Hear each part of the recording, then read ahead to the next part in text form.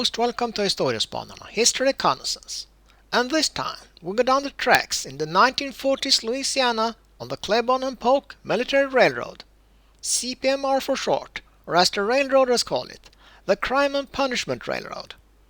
So join us and watch the men of the railroad operating battalions blowing up and rebuilding the tracks in the Louisiana gumbo. And please subscribe to our channel and join us on our continuing journey in history. The experience of our armies in Africa and Europe has emphasized the importance of rail transportation in combat areas and the importance of organizing and training railroad battalions for use overseas. All these officers and most of these enlisted men are old hands from the Pennsy, the B&O, the Delaware Hudson, and the other great railroads of America. Once they put on fatigues, they start at the beginning again and learn railroading the Army way until they can strip and reassemble a locomotive under field conditions. These are government-owned train sheds and repair shops at Camp Claiborne. And after these men learn the nomenclature of the iron horse, there's a 50-mile strip of standard gauge track to practice on. In total war, railroading is a weapon, and the work of shunting and coupling freight cars is work for soldiers. Soldiers engineer the locomotives and man the switches, and the soldiers at Claiborne run a regularly scheduled train each day over the 50-mile strip between Claiborne and Camp Polk. But this is no milk train.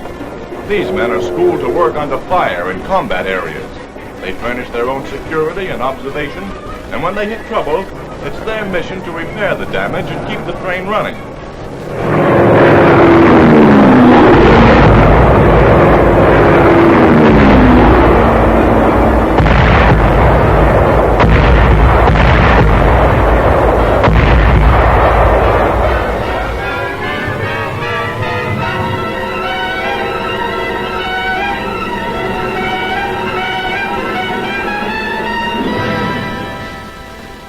After the damage is estimated, the call for repair crews goes from the signal man to the Claiborne operator to the dispatcher, and the crews pull out. Some of them traveling overland in trucks, some of them coming up along the rails on hand cars.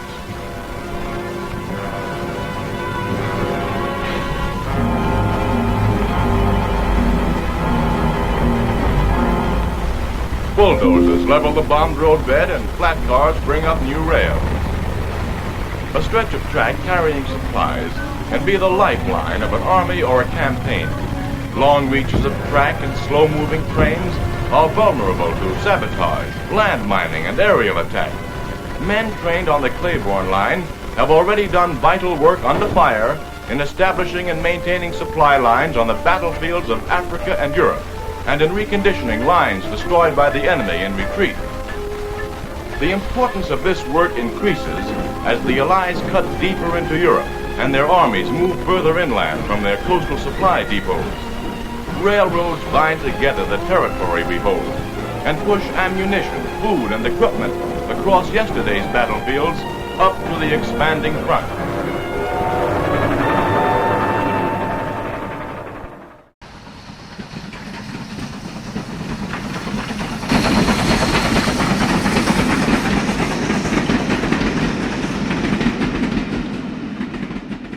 A good place to wreck a train is in a tunnel. It takes time to clean up and holds up traffic. The trick is to make the attack after the train gets into the tunnel. The mole takes care of that. A set of photoelectric equipment that initiates an explosive charge when plunged into sudden darkness.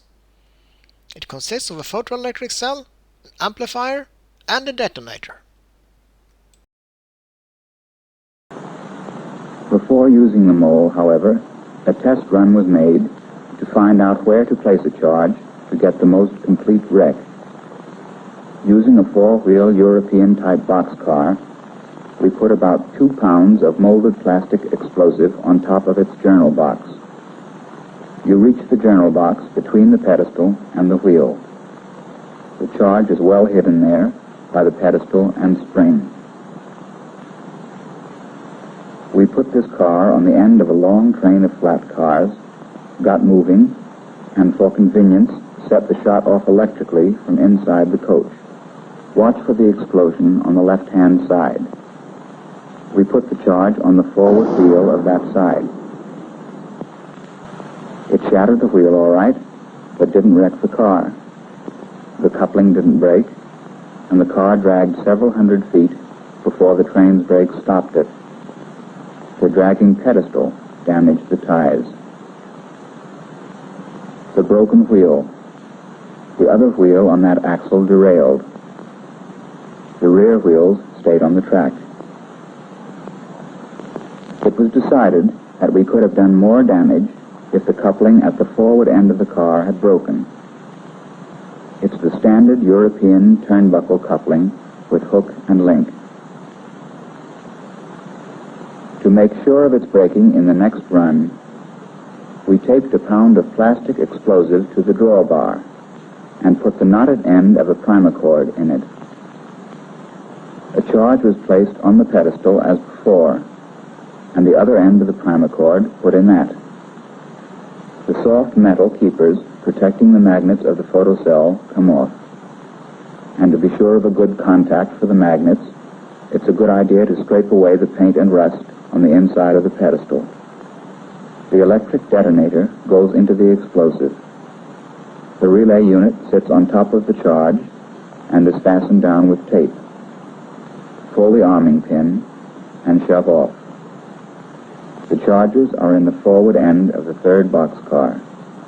They were set off by the mole, responding to the darkness of the tunnel. The charges shattered the wheel and part of the coupling, wrecking the train about 125 feet beyond the tunnel. The car carrying the explosive wound up upside down. The three cars behind it were completely wrecked. To cut the axle, we used a linear-shaped charge containing 6 pounds of cast 50-50 pentolite. The bracket to hold it is made to clamp to the underside of the center sill of a freight car. The charge is secured in the bracket with 3 set screws. A hole takes the special electric detonator, which normally would connect to a mole. The charge was mounted directly over the axle, with its base about 9 inches above the top of the 5-inch axle. The train for the experiment consisted of locomotive and tender, coach, flats, and 2 gondola cars, all empty. It approached at 25 miles per hour. The charge is under the last car, above the rear axle of the front truck.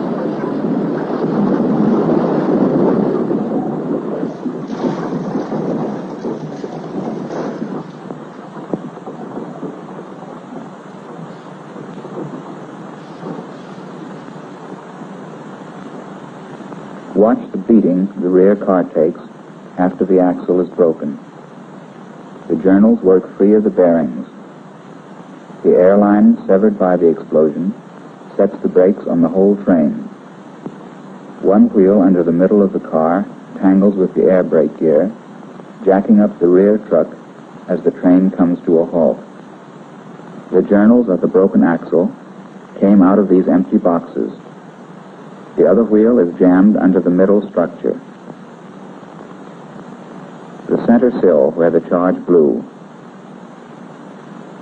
We believe that the wreck would have been even more serious if the disabled car had been followed by a train with a heavy load. With the proper detonators and amplifiers, the mole will activate any type of demolition that can be placed on a train.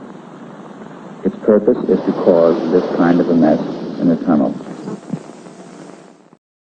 In October 1942, the soldiers who had built the CPMR shipped out to Iran, where they helped operate the strategically important Trans-Iranian Railroad.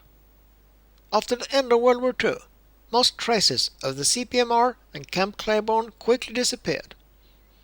But the foundation of the locomotive shop and other remnants can still be found in the Kisatchie National Forest, just off US Highway 165 near Forest Hill. That's all, folks. Thanks for watching. Please like and subscribe.